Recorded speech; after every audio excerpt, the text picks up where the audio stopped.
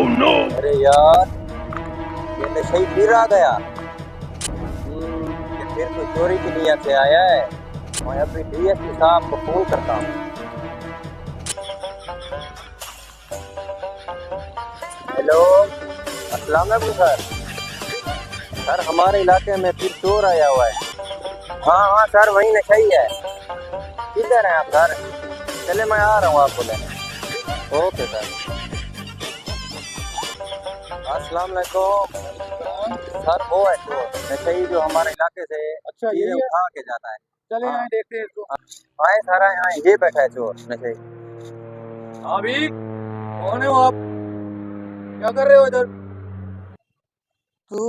میں تجھے کچھ کہہ رہا ہوں کیا اپنا مجھے پتا ہے میں کون ہوں علاقے کا ڈی ایس پی ہوں میں میری بڑی کمپلینیں مل رہی ہیں یار مجھے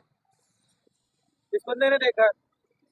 میں نے کوئی چیز بھی نہیں اٹھائی ہے یار تو زیادہ بول رہا ہے تو اچھا ہاں یہ ہاتھ کڑیاں لگا کے میں لے جاؤں گا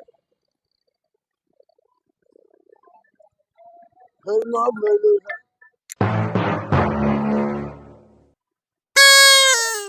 لے دیں سر لے دیں اسے سر